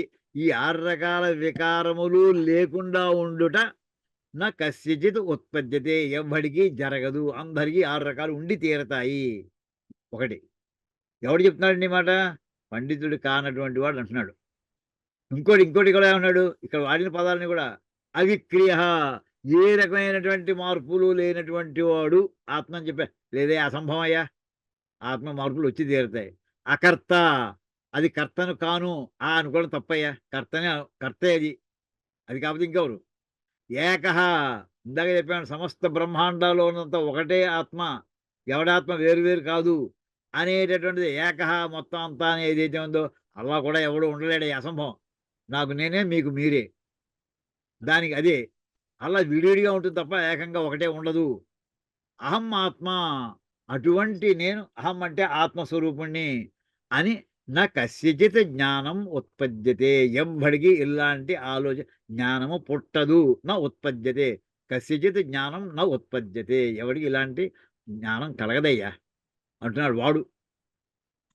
అవన్నీ ఉంటే కదయ్యా యస్మిన్ సతి సర్వకర్మ సన్యాస ఉపదిశ్యతే. ఇప్పుడు సర్వకర్మ సన్యాసం అనేది ఏమిటి? కర్మలు చేసేటటువంటి కర్మలు వదిలిపెట్టమని. అసలు ఎవరికైనా ఇలాంటి ఆలోచన కలిగితే కదయ్యా సర్వకర్మ సన్యాసం అనేది ఉంటుంది. నేను కర్తను కాను అనే భావన వచ్చాక అన్ని కర్మలు వదిలేస్తాడు వాడు. అసలు ఆ ఆలోచన రానప్పుడు ఈ సర్వకర్మ సన్యాసం ఎక్కడొస్తాయి మాట, ఇది చల్లదయ్యా అంటూ ఒక అవిద్వాంసుడు, అజ్ఞాని ఇలా పలుకుతూ, ఇలా కొంతమంది అజ్ఞానులు ఉన్నారు, మాట్లాడుతూ ఉంటారు. వీళ్ళే ఎలాంటి వాళ్ళంటే మనకి రాడికల్స్, ఇవాళ చెప్పుకునేటువంటిది భౌతికవాదులు. వీళ్ళందరూ ఇలా అంటుంటారు. అంటే ఈ వేళ చేసేటువంటి వాదన ఏముంది, చూపించేది ఉంటే దేవుడు ఉన్నాడా, ఉంటే చూపించు, ఇలాంటి మాట్లాడుతుంటారు సార్. ఇలాంటి వాళ్ళది ఈ కేటగిరీ వాళ్ళు ఏమంటారో కూడా ఆయన మనకి టెక్స్ట్ ఇచ్చేసారు, వాడు చెప్పే మాటలు కూడా. చెప్పి దానికి ఆన్సర్ నా తప్పయ్యా నువ్వు చెప్పింది, ఆ అజ్ఞాని చెప్పిన మాటలు అంగీకారం కాదు అని ఒక్క మాటలో ముందు చెప్పేస్తారు.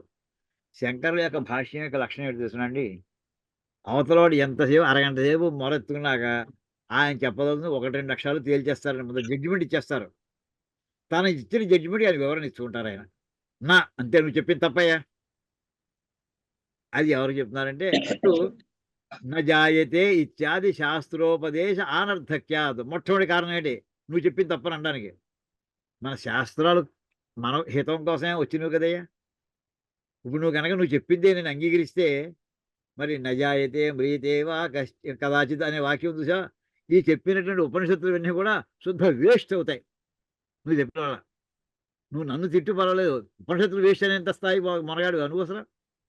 ఈ శాస్త్ర ఉపదేశ అనర్థక్యాత్ శాస్త్రోపదేశము. శాస్త్రం అంటే వేదము, ఉపనిషత్తులు ఇవన్నీ కూడా శాస్త్రం అంటామండి. శాస్త్రం అంటే ఒక్క మీమాంస శాస్త్రం ఇలాంటివే కాదు, అదే కాదు. శాస్త్రం అనే మాట శాసించేది, వేదం శాసిస్తుంది.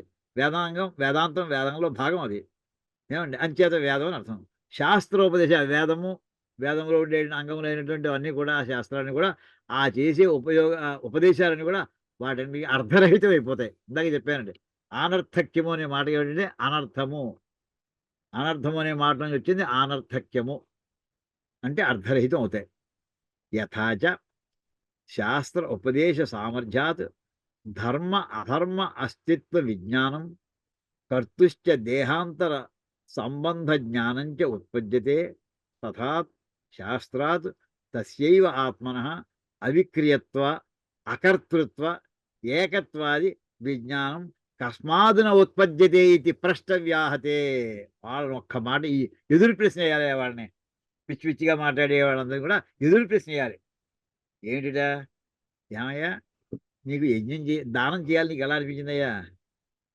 ఓ మంచి పని చేద్దామని అనిపించింది, ఎక్కడో చదువుకున్నావు, ఎవరో చెప్పారు, ఎక్కడో చూసావు నువ్వు, దానివల్ల నీకు బుద్ధి పుట్టింది ఓ మంచి పని చేద్దామని. అది మంచి పని నువ్వు అంగీకరిస్తున్నావు కదా, అది చెడు పని అయితే నువ్వు చేయవు. ఇది నీకు మామూలుగా మనం ఏమంటామంటే వేదంలో చెప్పింది కనుక అంటాం మేము. వేదంలోనో పురాణంలోనో ఇతిహాసంలో ఎక్కడో చెప్పారు. అంచేత శాస్త్ర ఉపదేశ సామర్థ్యాలు, వేదశాస్త్రాలలో చెప్పబడినటువంటి విషయం యొక్క సమర్థత వల్ల అప్పుడు ఇది మంచి పని ఇది చేయాలి, ఇది చెడ్డ పని ఇది చేయకూడదు, ధర్మ అధర్మ అస్తిత్వ విజ్ఞానం, ఇది ధర్మము ఇది అధర్మము, అస్తిత్వము అంటే ధర్మము ఉండుట, ఇది అధర్మం ఉండుట అంటే ఇలా చేస్తే ధర్మం జరుగుతుంది, అవతలాన్ని పీడించుట, అవతలాన్ని సంతోషపెట్టుట. మహాభారతం అంతా చెప్పేసిన తర్వాత వ్యాస మహర్షిని ఎవరో అడిగట్టండి, 50 లక్షల శ్లోకాలు రాసేవయ్యా, ఎవరికి టైం ఉంటుందయ్యా? నువ్వు రాసిన దానికి కొన్ని వ్యాసఘట్టాలను కూడా ఉన్నాయంటారు, ఎవరికి అర్థమవుతుందయ్యా అసలు? మాకంత చదివే ఓపిక లేదయ్యా, నువ్వు చెప్పదలుచుంటే ఒక్క శ్లోకంలో చెప్పవయ్యా మొత్తం భారతం యొక్క సమ్మరీ అంతా కూడా. ఒక్క శ్లోకంలో చెప్పానట. ఆయన శ్లోకం అంత శ్లోకం అంటే 4 చరణాలు చెప్పారు. 4 చరణాలు ఎందుకయ్యా 2 చరణాలు చెప్పేస్తానే అన్నట్టు ఆయన వ్యాస మహర్షి. ఏమిటంటే పరోపకార పుణ్యాయ పాపాయ పరపీడనం. రాని వాళ్ళు ఎవరైనా ఉంటే రాసుకోండి. చాలామంది ఈ వాక్యం అందరికీ వచ్చే ఉంటుంది. రాకపోతే రాసుకోండి. చిన్న చిన్న వాక్యాలు పెద్ద కష్టమే కాదు. పరోపకార పుణ్యాయ అది ఒక చరణం. పాపాయ పరపీడనం అది 2 చరణం. అంతే అయిపోయింది. ఇది మొత్తం భారతమే సమ్మరి అన్నట్టండి. పరులకు ఉపకారం చేస్తే దానివల్ల పుణ్యం వస్తుంది. పరుడు అవతల వాళ్ళని ఇబ్బంది పెడితే నీకు పాపం వస్తుంది. పాపాయ పరపీడనం. అవతలని బాధ పెడితే నీకు పాపం వస్తుంది. ఇదండి ఆ మాట. ఇక్కడ ధర్మ అధర్మ అస్తిత్వ విజ్ఞానం అంటే ధర్మం చేయరాబాయ్, అధర్మాలు చేయకురా, ఇవన్నీ కలిపి ధర్మాధర్మములు ఉండుటను గురించినటువంటి విజ్ఞానం. ఇంకోటి ఏం చెప్పారు? ధర్మం చేస్తే ఏ రకమైనటువంటి మరుజన్మ ఎలా వస్తుంది, పాపాలు చేస్తే మళ్ళీ జన్మలు ఎలా పుడతాం, కర్తుశ్చ ఇవి చేసేటటువంటి వాడికి దేహాంతర సంబంధ జ్ఞానంచ ఉత్పద్యతే. తర్వాత దేహాంతరం అంటే ఈ దేహం కాకుండా ఇంకో దేహం, అక్కడ దానికి సంబంధించినటువంటి జ్ఞానం కూడా ఇప్పుడు తెలుస్తూ ఉంటుంది వాడికి. అంటే చెప్తారు. ఎవరు చెప్పారు నీకు? ఈ జన్మలో అన్ని మంచి పనులు చేస్తే నీకు మంచి జన్మ వస్తుందని వేదం చెప్పింది కదా, నమ్ముతున్నాం. మనం చూడలేదు కదా, మళ్ళీ జన్మ ఇంకా మనం పొందలేదు. ఇవన్నీ కూడా వేదం, శాస్త్రం, మన స్మృతులు వీటన్నిటి వల్ల మనకి దేహం తర్వాత రాబోయే జన్మల యొక్క సంబంధం గురించినటువంటి జ్ఞానం కూడా దేనివల్ల వస్తుంది? వేదం వల్లనే వస్తుంది. సో ఇది ఒప్పుకుంటున్నావు కదా నువ్వు. ఇది ఒప్పుకున్నప్పుడు ఆ వేదమే ఇంకో మాట కూడా చెప్పిందయ్యా దాని ఆఖరి పేజీల్లోను. ఏమనంటే తథా శాస్త్ర తస్యైవ ఆత్మన. ఆ శాస్త్రమే ఏం చెప్పిందంటే తస్యైవ ఆత్మన, అతనికే అవిక్రియత్వం కూడా ఉందని చెప్పింది. వాళ్ళు ఆత్మకి ఆత్మ ఉందయ్యా, ఆత్మకి మార్పు రాదయ్యా. అకర్తృత్వం అది ఏ పని చేయటం లేదయ్యా. ఏకత్వం అది మొత్తం విశ్వలో ఉన్నటువంటి ఆత్మంతా ఒకటేనయ్యా.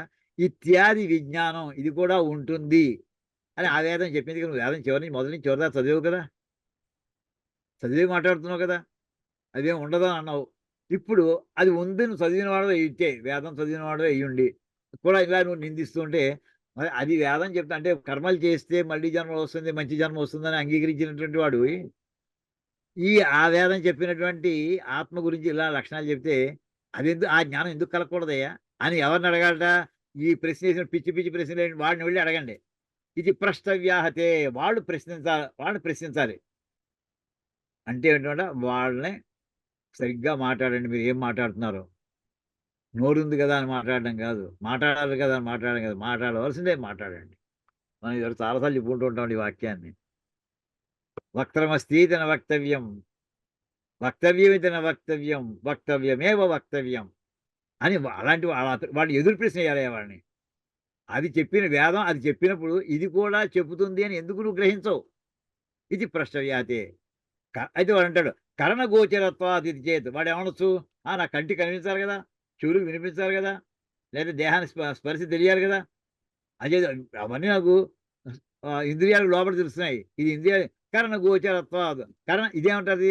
కరణ అగోచరత్వాత్. వెంటనే చూడండి, ఇవన్నీ ఇంద్రియాలు దొరకవు. అది అవిక్రియం ఎలా తెలుస్తుంది నాకు? ఇది చేత్ నా. అప్పుడు సమాధానం చెప్తున్నారండి. ఇంద్రియాలకు నాకు కనిపించదు కదా, చూపించంటే దేవుడు చూపించంటే మిగతావన్నీ చూపించవచ్చు. ఓ కంప్యూటర్ చూపించచ్చు, ప్రపంచంలో ఏ వస్తువునైనా చూపించవచ్చు. దేవుడు చూపించగలమా? సాధ్యం కాదు. ఎందుచేత?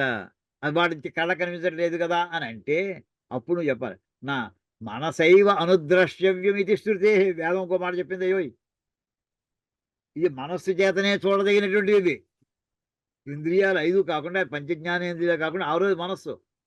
ఈ 5 ఇంద్రియాలు జ్ఞానేంద్రియాలు అందించలేని విషయాన్ని మనస్సు ఇస్తుందయ్యా. అక్కడ ఆ వాక్యం బృహదారణ్య ఉపనిషత్తులు చెప్పింది. ఆ వాక్యం మనసైవ అనుద్రష్టవ్యం. దీని పదవిభాగం ఎలా చేస్తామండి? మనసా ప్లస్ ఏవ ప్లస్ అనుద్రష్టవ్యం. మనసా మనస్సు చేత, ఏవ మనస్సు చేతనే, ఏవకారం అంటాం అంటే ఓన్లీ బై మైండ్. అనుద్రష్టవ్యం క్లోజ్లీ టు బి అబ్జర్వ్డ్ అని మనసు. ఇది శృతే అంటే వేదంలో చెప్పింది ఆ వాక్యం. కళ్ళతో చూపించు, చెవులతో, ఈ చెవులు పనిచేయవు అక్కడ ఆ విషయాన్ని గ్రహించడానికి అని చెప్పి ఇది శృతి వేదంలో అలా చెప్పింది కదా. చెప్పి ఇంకోటి, ఈ మనస్సు అంటే ఏమిటనుకుంటున్నావు, అంటే చెడ్డ పనులు చేయడానికి ఉపయోగిస్తున్నారు అనుకుంటున్నావు కాదయ్యా. భగవద్గీతలో అది వస్తుందండి, మన ఏవ మనుష్యాణం కరణం బంధమోక్షయో. ఈ లోకంలో ఉండేటట్టు అన్నిటితోటి రాగద్వేషాలు ఇరుక్కుపోయి సంసారంలో పడి కొట్టుకుపోవడానికి కారణం మనస్సు. అదే మనస్సు నువ్వు ఆత్మజ్ఞానం కలగడానికి కూడా మనస్సే.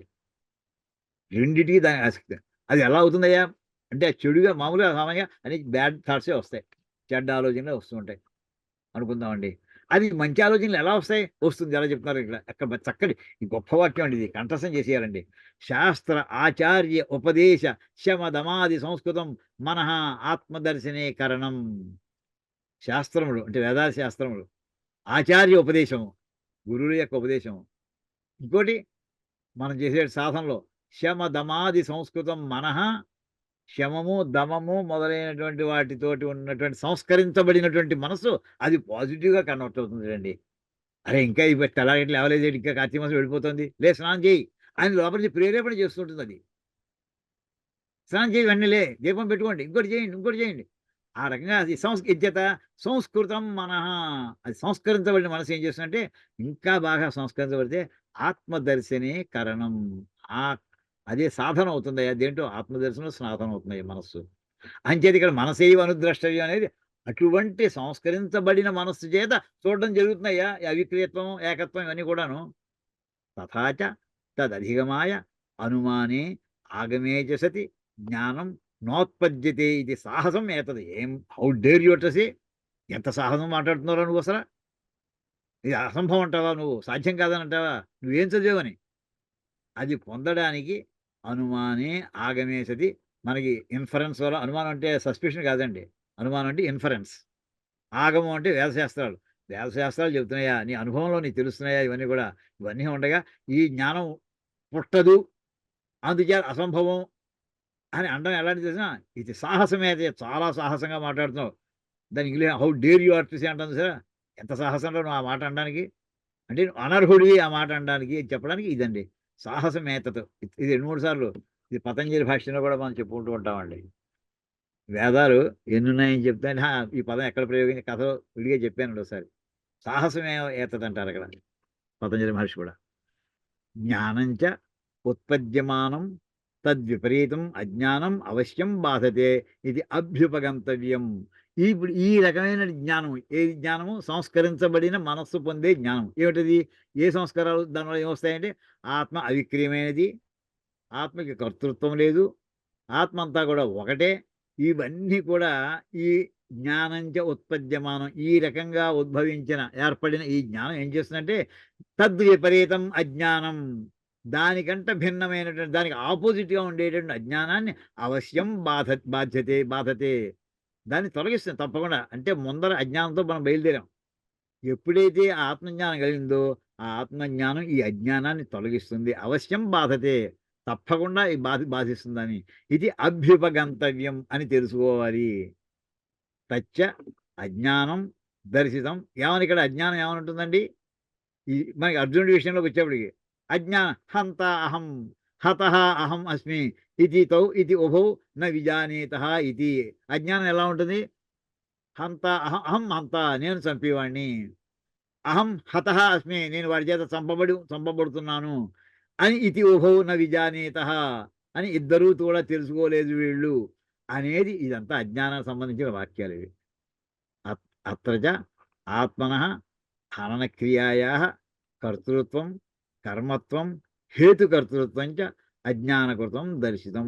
ఇంతవరకు ఈ రకంగా ఆత్మకి హననక్రియాయా, హననము అంటే చంపుట అనేటటువంటి పనులు, కర్తృత్వము, కర్తృత్వం అంటే హంత అహం అనేది నేను చంపుతున్నాను, కర్మత్వం నేను కర్మ అంటే చంపుట అనే చంపబడటానికి వీలు నేను కర్మనైపోయాను. అవన్నీ కూడా హేతుకర్తృత్వం, ఇది చంపడానికి నేను కారణం, ఇంతమంది సైన్యంలో అంతమంది చంపడానికి నేను కారణం అవుతున్నాను. ఇవన్నీ కూడా అజ్ఞానకృతం దర్శితం. ఇవన్నీ కూడా అజ్ఞానం చేత ఏర్పడుతున్న విషయం చెప్పడం జరిగింది అని ఈ రకంగా చెప్పి ఈ తర్వాత తచ్చ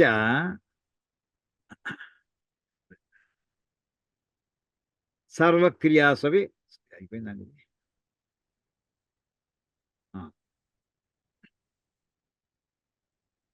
తచ్చ సర్వక్రియాస్వపి సమానం కర్తృత్వాదే అవిద్యా కృతత్వం. అంటే ఇది ఈ రకంగా ఇప్పుడు చెప్పిన వాక్యం అక్కడ కర్మ చంపుట చంపబడుట అనే పదాలు రెండే వాడారు. అది ఆ రెండింటికే కదయా. సర్వక్రియాస్వపి సమానం, అన్ని రకాల పనులను కూడా వర్తిస్తుంది సమానంగా. అదే ఇది applicable in all the cases. దేంటో కర్తృత్వం అదే అవిద్యా కృతత్వం. ఇవన్నీ కూడా అవిద్య చేత అజ్ఞానం వలన ఏర్పడినటువంటి నేను కర్తను నేను కర్మను అనేటటువంటి ఇవన్నీ కూడా అన్ని పనులకి ఇదే కారణమయ్యా. కానీ అవిక్రియత్వాత్ ఆత్మన విక్రియావాన్ హి కర్త ఆత్మన కర్మభూతం అన్యం ప్రయోజయతి కురు ఇది.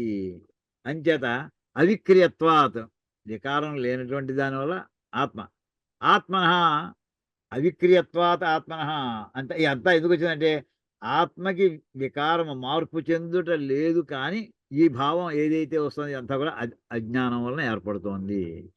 విక్రియావాన్ హి కర్త ఆత్మన కర్మభూతం అన్యం ప్రయోజయతి కురు ఇది. ఇది ఎవరైతే విక్రియావాన్ హి కర్త అంటే వికారము కలిగినటువంటి కర్త ఆత్మని ఏమనుకుంటున్నా అంటే కర్మభూతంగా దీన్ని భావిస్తున్నాడు. అన్యం ప్రయోజయతి, ఇంకోటి చెప్తున్నాడు నువ్వు చంపు అని. అన్యం ప్రయోజయతి అంటే నియోజన చేస్తున్నాడు. కురు ఇది, నువ్వు చెయ్యి, నువ్వు చంపు. 3 రకాల పదాలు చేయండి ఇందులో. నేను చంపుతున్నాను, నేను చంపబడుతున్నాను, నువ్వు వెళ్ళి వాడిని చంపు. ఈ 3 రకం ఏంటంటే అవతల వాడిని ప్రేరేపించడం. ఆ వాక్యం కూడా ఎందుకండి అక్కడ అది కూడా వచ్చింది. అంటే దానికి కూడా అర్థం రాసేశారు.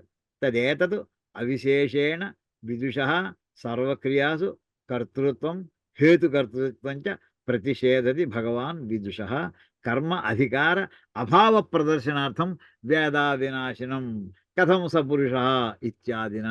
అక్కడ కృష్ణ పరమాత్మ ఈ 2 మాటలు ఎందుకు వేశాడు తెలిసినా, ఈ రకమైనటువంటి మొత్తం సమస్తమైనటువంటి అన్ని క్రియల్లోనూ కూడా ఆత్మ ఏ సంబంధం లేదని చెప్పిన తర్వాత అవిశేషేణ అంటే ఇంకా అది ఇదని కాదు. విశేషం అంటే ఏంటంటే దీనికంటే ఇది దానికంటే విలక్షణమైందయ్యా. అవిశేషణ అది ఇదని లేదయ్యా, మొత్తాన్ని కూడా అందంగా అవిశేషం అంటుంటారు. అందరికీ వర్తిస్తుంది చెప్పడానికి అనమాట, జనరల్ రూల్ అనమాట. విదుష అంటే విద్వాంసుడికి ఆత్మజ్ఞానికి సర్వక్రియాసు కర్తృత్వం, సమస్తమైనటువంటి క్రియలలో కర్తృత్వం ప్రతిషేధతి. అక్కడ తీసుకోండి, వాడికి అన్ని రకాల పనులను కూడా కర్తృత్వమును నిషేధించుతున్నది. హేతుకర్తృత్వంచ అంటే అవతల వాడు చేయడానికి ప్రేరేపించడం, నువ్వు వెళ్ళి చంపు అని అన్నది కూడా హేతుకర్తృత్వం. అది కూడా నిషేధిస్తుంది. అంటే వాడు చంపడు, వాడు చంపమని ఎవడికి చెప్పడు. ఇలాగ కర్మభాగం ఉంది కనుక భగవాన్ విష కర్మ అధికార అభావ ప్రదర్శనార్థం. అందుచేత ఈ రకమైనటువంటి ఇదేమీ లేదు అని చెప్పడానికి ఎవరికి? ఆత్మజ్ఞానికి, విదుష. అందుకోసం వేద అవినాశనం నాశనము లేనటువంటి ఆత్మను ఎవడైతే తెలుసుకుంటాడో వాడు కథం స పురుష, ఆ మనిషి అంటే ఆత్మజ్ఞానం కలిగినటువంటి ఎలా చంపుతాడే వీడు అసలు, అంటే ఎలా చంపుతున్నాను అనుకుంటాడు. అసలు వాడు చంపడు, దేహంతో సంబంధం లేదు, వాడు డీలింగ్ అయిపోయాడు. ఇత్యాదిన క్వ పునః విదుష అధికార. మరి అయితే ఈ విద్వాంసుడికి అధికారం ఎక్కడుందయ్యా వీడికి? క్వ ఎక్కడ? పునః విదుష అధికార ఇది ఏతదపి ఉక్తం పూర్వమేవ. మరి ఇంతవరకు అజ్ఞానంతో ఉండి రకరకాల మాటలన్నీ మాట్లాడుతున్నాం. మరి వీడి ఎలా చంపుతాడన్నావు. మరి వీడు ఏం చేయాలో వీడు ఎక్కడైనా ఒక వాక్యం ఉందా అసలు? ఆత్మజ్ఞానం అయినటువంటి వాడు ఏం చెయ్యాలి అని ఎక్కడైనా ఉందా? ఉందయ్యా. ఎక్కడంటే 3వ అధ్యాయంలో రాబోతోంది. ఏతది ఉక్తం పూర్వమేవ జ్ఞానయోగి. ఇంతకుముందే ఉదాహరణ ఇచ్చాను కదా, జ్ఞానయోగి అయిన సాంఖ్యానం. ఈ ఆత్మజ్ఞానం పొందిన వాళ్ళు కూడా జ్ఞానయోగంలో ఉండుటయే వాళ్ళ కర్తవ్యం, అంతే. ఇంకోటి ఏం లేదు వాళ్ళకి పని. అందులో ఆత్మజ్ఞానంలో అలా లీనమైపోయి ఉండడమే. తథాచ అందుచేతనే ఇంక తర్వాత వక్ష్యతి, ఇంక రాబోయే అధ్యాయంలో చెప్పబోతున్నాడు. సర్వకర్మ సన్యాసం వక్ష్యతి సర్వకర్మాణి మనసా ఇత్యాదిన. అంచేత 5వ అధ్యాయంలో 13వ శ్లోకం ఇత్యాదిని ఇంకా చాలా చోట్ల కూడా ఈ ఆత్మజ్ఞానికి సమస్తమైన కర్మల నుండి సన్యాసమును వక్ష్యతి చెప్పదలుచుకున్నాడు అని అక్కడికి తీసుకొచ్చి వదిలిపెట్టారండి. చెప్పిన తర్వాత నెక్స్ట్ మళ్ళీ ఇక్కడ మళ్ళీ ఈ మాట పట్టుకున్నాడండి. ఇందాక చెప్పాను సరే, ఒక వాక్యాన్ని ఆయన ఉదాహరణగా చెబుతూ ఇంకా ఆర్గ్యుమెంట్ లోపలికి తీసుకెళ్ళడానికి దాన్ని ప్రయోగిస్తారు. ఇక్కడికి ఆపుకుందామండి ఇవాళ. ఇంకేదంటే ఇవన్నీ కూడా కొంచెం స్లోగా చెప్పుకోవాల్సింది, మెల్లగా చెప్పుకోవాల్సింది, టైం పట్టినా పర్వాలేదు. ఇక్కడ కాకుండా ఓం కాయేన వాచా మనసేంద్రియైర్వా బుద్ధ్యాత్మనా వా ప్రకృతే స్వభావాత్ కరోమి యద్యత్ సకలం పరస్మై నారాయణాయేతి సమర్పయామి. హరి ఓం తత్సద్. బ్రహ్మార్పణమస్తు. శ్రీ సీతారామార్పణమస్తు. ఓం తత్సత్.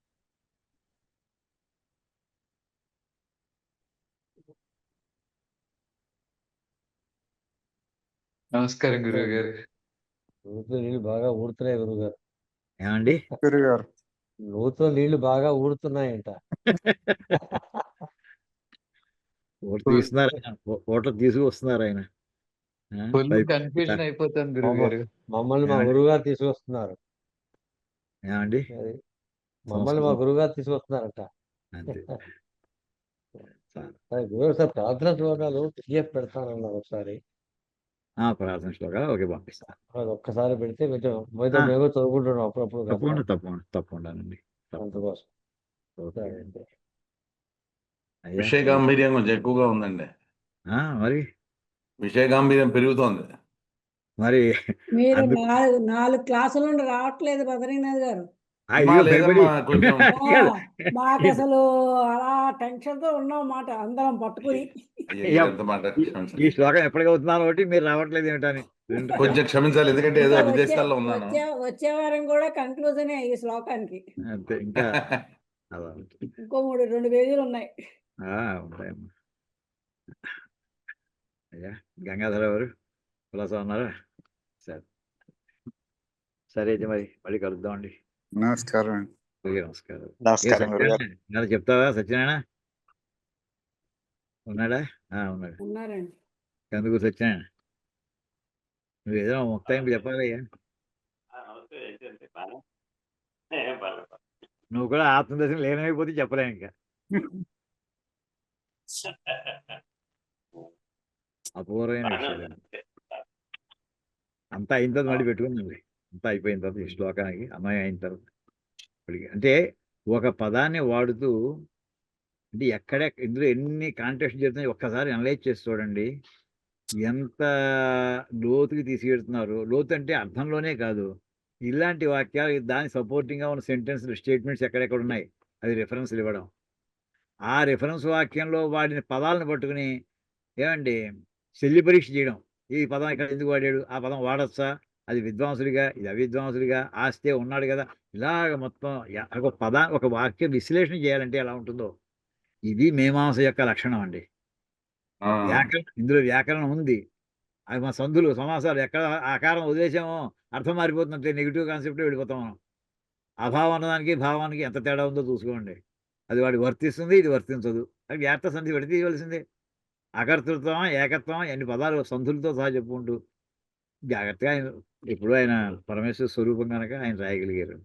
మనకి పరమేశ్వరికి అనుగ్రహం ఉంది కనుక, పర్టికులర్గా శంకర భగవత్పాదుల వారి యొక్క అనుగ్రహం ఉంది కనుక వారి గ్రంథాన్ని మనం స్పృశించగలుగుతున్నామండి. అంతే. లేకపోతే అసంభవం. మనకి ఈ జన్మలో అర్థమవుతుందని బెంగెట్టుకోను.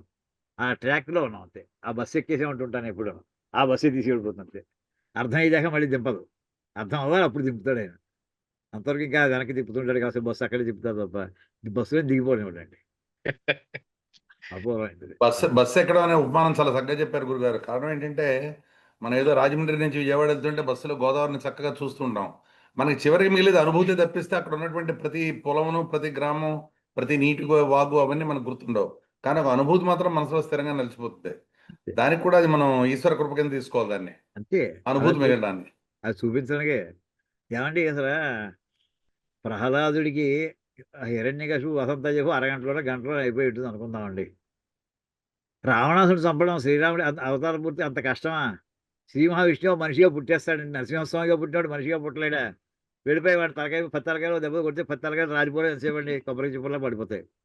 చేయొచ్చు, లేదు. విషయం అంతా కూడా మనందరికీ అర్థం చేయడం. ఆయన అన్ని కష్టాలు పడుతూ ఏడుస్తూ ఏమండి అంత బాధపడుతూ అది చెప్పడం చివరికి నేను మనిషినే అంటున్నాం ఆయన. ఈ మాట ఎందుకన్నట్టంటే ఆత్మానం మానుషం మన్యే రామం దశరథస్వామి అంటాడు. దేవతలందరూ వచ్చి అగ్ని పరీక్ష సమయంలో నువ్వు శ్రీ మహావిష్ణువు అయ్యా అది ఇది అంటే నేను అలా అనుకోవట్లేదు అంటాడు ఈయన. ఆత్మానం మానుషం మన్యే, నేను మనిషిని అనుకుంటున్నాను, నేను దశరథుడి యొక్క కొడుకు రాముడు అనుకుంటున్నాను, మీరందరూ దేవతలు అనుకుంటున్నాను అంటున్నారు, మీరు అనుకుంటున్నారు, నేను అనుకోవట్లేదు ఇక్కడ అని అర్థం వస్తుందండి. అది ఎందుకు ఆ మాట అన్నాడు ఆయన? ఆ మాట అంటే రావణాసుడు వరం కోరుకున్నాడు, ఏ దేవతా సంఘము చేత నేను చంపబడకూడదు అని వరం కోరుకున్నాడు. ఇప్పుడు నేను దేవుడు అన్నాను అనుకోండి, అవును మీరు చెప్పారు నిజమే నాకు తెలుసున్నాను అనుకోండి, ఇప్పుడు ఏమైనా వరానికి ఆపోజిట్గా మాట్లాడినట్టు అయిపోతుంది. ఇంక జరగదు. అంటే ఇప్పుడు నువ్వు మనిషిగా పుట్టినాక నువ్వు దేవుడు అంటుంటే నువ్వు దేవతా కేటగిరీ నీ చేతిలో సావకూడదు అంటాడు అంతే రావణాసుడికి అప్పుడు కూర్చుని. లేదా వరమైనా ఫెయిల్ అయింది చెప్పు, లేదా నీ చేతిలో సావకూడదు. ఆయన చేత ఎప్పుడు నేను మనిషిని అంటూ ఉన్నాం, వాడు వేసేది వేస్తూ ఉన్నాం. ఇవి అలా అవన్నీ మన జీవితంలో వచ్చే ఎన్ని బోధలు అక్షరం చదువుతుంటానండి. ఇవన్నీ కూడా మనం తెలుసుకోవడం కోసమే అంత గ్రంథాన్ని నడిపించాడు ఆయన మహానుభావుడు. అది లీల అంతే. ఆయన అలా పుట్టాలా ఇలా పుట్టాలా మన చాయిస్ ఏం కాదు, ఆయన చాయిస్, అది ఆయన ఇష్టం. అయ్యా ఈ సరే ఒక్క మళ్ళీ పాయింట్